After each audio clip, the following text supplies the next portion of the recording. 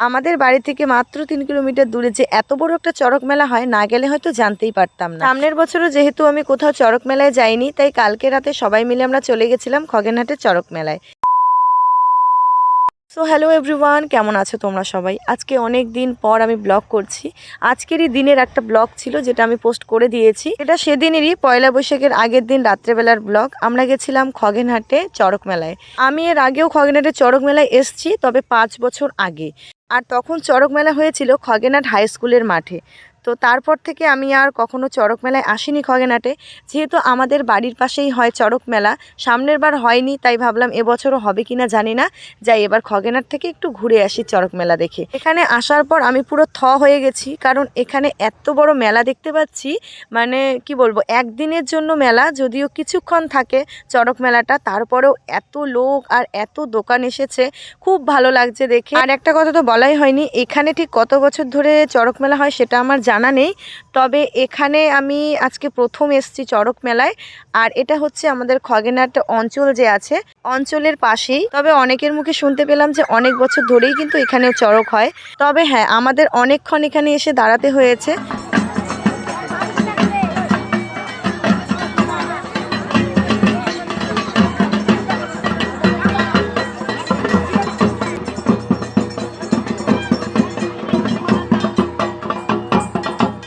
যদিও আমরা এখানে এসে পৌঁছই প্রায় 8টার দিকে, কিন্তু চড়ক ঘোরানো হয় 10:30 পার হয়ে। তার আগে তো অনেক কাটাম টাটাম দেখানো হয়, তো সের জন্যই আর কি আগে আসা।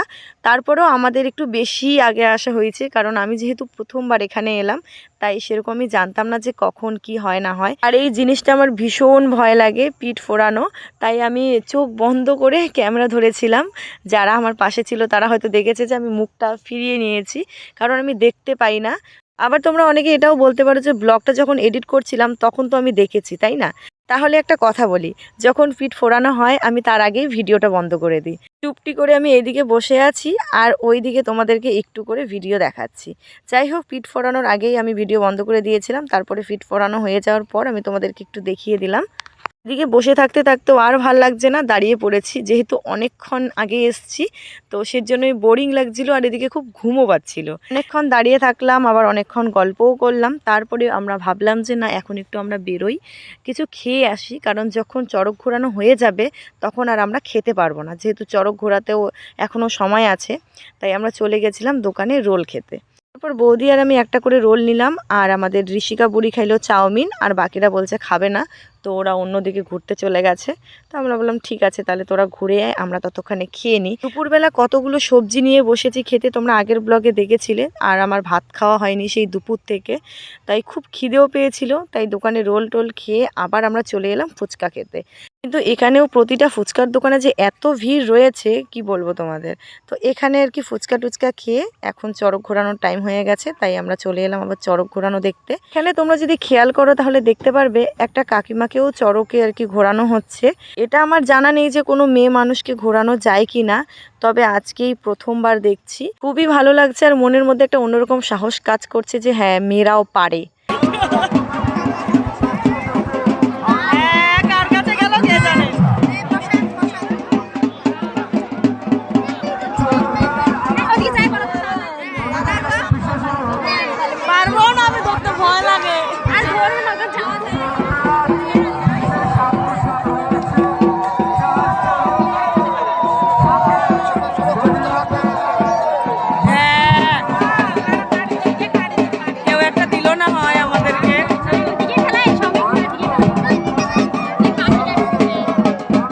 চড়ক মেলা শেষে সবাই মিলে দুটো একটা করে ছবি তুলে নিলাম। এখন চলে যাব বাড়ি।